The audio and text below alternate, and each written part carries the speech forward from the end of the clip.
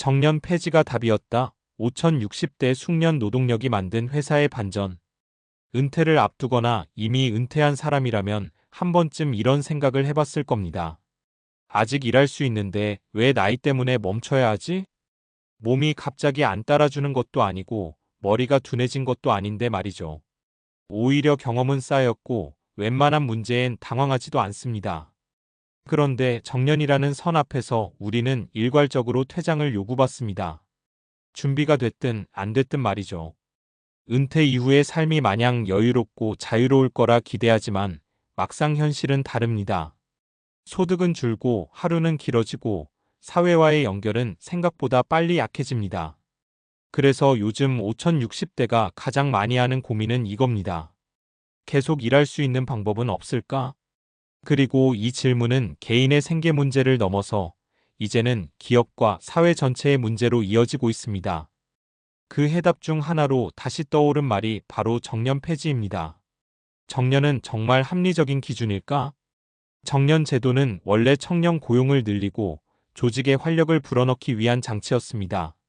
하지만 산업 구조가 바뀌면서 이 논리는 점점 설득력을 잃고 있습니다. 지금 기업들이 가장 힘들어하는 게 뭘까요? 바로 숙련 인력 부족입니다. 기계는 자동화됐고 시스템은 복잡해졌는데 이걸 실제로 이해하고 다뤄본 사람은 줄어들고 있습니다. 신입은 많지만 현장을 아는 사람은 부족합니다. 매뉴얼엔 없는 상황이 생기면 결국 누군가의 경험이 필요합니다. 그 경험의 상당 부분이 바로 5060대에 있습니다. 문제는 이 숙련 노동력이 정년이라는 이유 하나로 한꺼번에 빠져나간다는 겁니다. 기업 입장에서도 손해고 개인 입장에서도 억울한 구조죠. 사례 제조업 중소기업 불량률이 확 줄어든 이유. 경기도의 한 중소제조업체 이야기입니다. 이 회사는 몇 년 전까지 만성적인 불량률 문제로 골머리를 앓고 있었습니다. 설비는 최신인데 품질이 안정되지 않았던 거죠. 원인을 분석해보니 의외로 단순했습니다. 정년퇴직으로 50대 후반 기술자들이 대거 빠져나간 뒤 공정관리가 흔들린 겁니다. 회사는 방향을 바꿨습니다. 정년을 사실상 폐지하고 기존 숙련 기술자들을 계약직 전문직 형태로 다시 불러들였습니다. 결과는 어땠을까요? 불량률이 눈에 띄게 줄었고 신규 직원 교육 기간도 절반 가까이 단축됐습니다. 무엇보다 현장에서 왜 이런 문제가 생기는지를 설명해 줄 사람이 생긴 게 컸습니다. 회사 대표의 말이 인상적이었습니다. 젊은 인력이 못해서가 아니라 경험을 이어줄 사람이 없었던 거죠. 사례 은퇴 예정자들이 만든 서비스업의 반전. 한 서비스 기업은 고객 불만이 늘어나는 문제를 겪고 있었습니다. 매뉴얼대로 응대는 하는데 고객 만족도가 올라가지 않았던 겁니다. 이 회사가 선택한 방법도 정년 연장이었습니다. 콜센터와 현장 CS 업무에 5060대 직원을 적극 배치했습니다. 이유는 간단했습니다.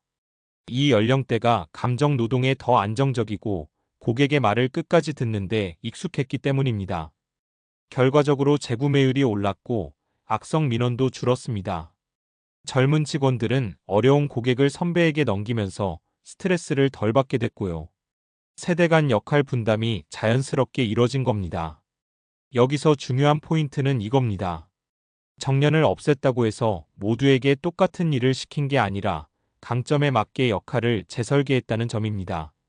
사례 IT 기업에서 다시 빛난 옛 개발자들. IT 업계는 젊어야 한다는 인식이 강합니다. 그런데 한 중견 IT 기업은 오히려 50대 후반 개발자들을 다시 불러들이며 주목을 받았습니다.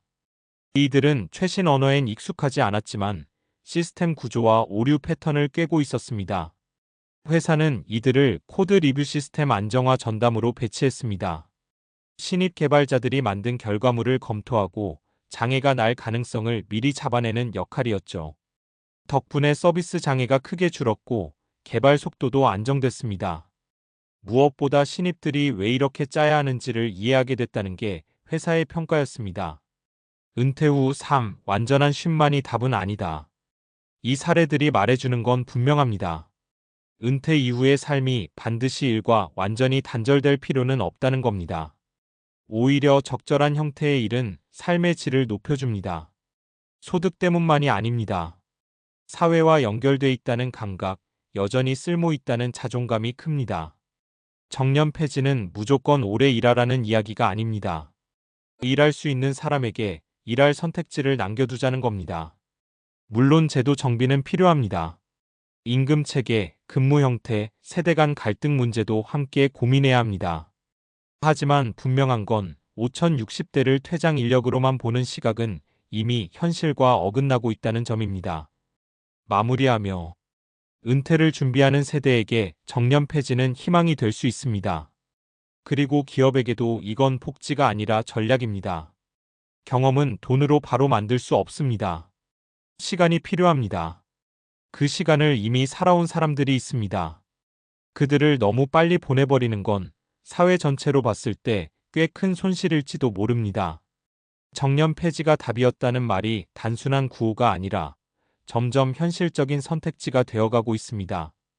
은퇴 이후의 삶을 다시 그릴 수 있는 가능성, 그 시작이 바로 여기일지도 모르겠습니다. 나이가 들면 능력이 떨어진다는 오해. 우리가 흔히 착각하는 게 하나 있습니다.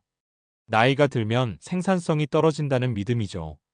그런데 이 말은 절반만 맞고 절반은 틀린 말입니다. 인지과학과 노년학 연구를 보면 인간의 능력은 나이에 따라 다르게 변화합니다. 처리 속도나 단기 기억력은 젊을 때가 유리할 수 있습니다. 하지만 결정 능력, 문제 해결력, 감정 조절, 맥락 이해 능력은 오히려 중장년기에 더 안정적입니다. 특히 복잡한 상황에서 뭘 버리고 뭘 선택해야 하는지 판단하는 능력은 경험의 영향을 크게 받습니다. 쉽게 말해 이런 겁니다. 젊은 사람은 빠르고 나이 든 사람은 정확합니다. 기업에서 실제로 문제가 되는 건 속도보다 실수의 비용입니다. 한 번의 판단 오류가 큰 손실로 이어지는 분야일수록 숙련 인력이 가진 안정성이 강점이 됩니다. 그래서 항공, 의료, 제조, 인프라 같은 분야에서 중장년 인력의 가치는 여전히 큽니다. 뇌는 생각보다 오래 쓸 수 있다. 뇌도 늙는다는 말 때문에 많은 사람들이 스스로 한계를 정해버립니다. 하지만 뇌과학에서는 이미 다른 이야기를 합니다. 바로 신경가소성입니다. 뇌는 나이가 들어도 새로운 연결을 만들어냅니다. 속도는 느려질 수 있어도 깊이는 오히려 깊어질 수 있습니다. 특히 오랫동안 쌓아온 전문 영역에서는 뇌가 정보를 패턴으로 처리합니다. 그래서 같은 문제를 더 적은 에너지로 해결합니다. 이게 바로 숙련자의 힘입니다. 처음 보는 문제를 푸는 능력은 젊은 사람이 강하지만 이미 여러 번 겪어본 문제를 다루는 능력은 경험자의 영역입니다. 은퇴 이후에도 자신의 전문 분야에서 일하는 사람들이 상대적으로 인지 기능 저하가 늦다는 연구 결과들도 있습니다. 일이 곧 두뇌 훈련이 되는 셈이죠.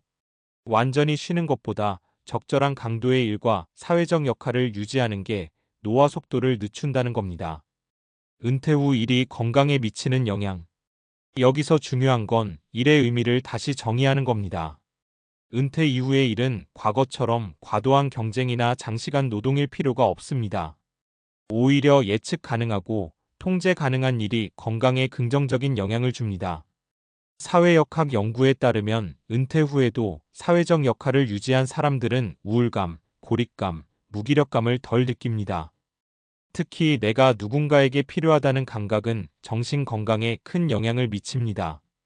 많은 은퇴자들이 이렇게 말합니다. 돈보다 힘든 게 쓸모없어진 느낌이더라. 정년 폐지나 유연한 고용 구조는 이 문제를 완화할 수 있습니다. 전일제가 아니어도 되고 책임의 무게를 조절할 수도 있습니다. 중요한 건 역할의 존재입니다. 세대 혼합 조직이 더 강한 이유. 조직 심리학에서는 이미 답이 나와 있습니다. 연령이 다양한 조직이 더 안정적이라는 겁니다. 젊은 조직은 빠르지만 흔들리기 쉽고 경험 많은 조직은 느릴 수 있지만 방향을 잃지 않습니다. 이 둘이 섞일 때 가장 좋은 성과가 나옵니다. 실제로 세대 혼합팀은 단일 연령대 팀보다 문제 해결 과정에서 극단적인 선택을 덜하고 리스크 관리 능력이 높습니다. 누군가는 한 번 더 생각해보자고 말하고 누군가는 지금 움직이자고 말합니다. 이 균형이 조직을 오래가게 만듭니다.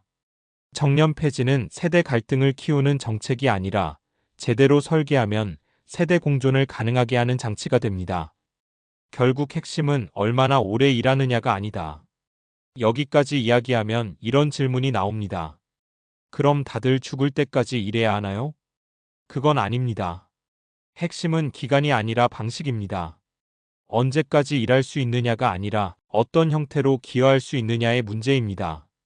정년 폐지가 의미를 가지려면 임금은 성과와 역할에 맞게 조정되고 근무 시간과 책임은 유연해야 합니다. 그래야 개인도 기업도 지속 가능합니다. 은퇴는 끝이 아니라 전환점이 될 수 있습니다. 속도를 줄이고 역할을 바꾸고 경험을 나누는 시기로 말이죠. 다음 단계의 질문. 이제 논의는 여기까지 와야 합니다. 정년을 없앨 것인가? 가 아니라 중장년의 경험을 어떻게 쓰게 할 것인가? 이 질문에 답을 찾는 사회는 고령화를 부담이 아니라 자산으로 바꿀 수 있습니다. 그리고 그 변화의 중심에는 아직 충분히 일할 수 있는 5060대가 있습니다. 은퇴 이후의 삶은 비어있는 시간이 아니라 다른 방식으로 채워질 수 있는 시간입니다. 그 가능성을 닫아두기엔 아직 너무 이릅니다.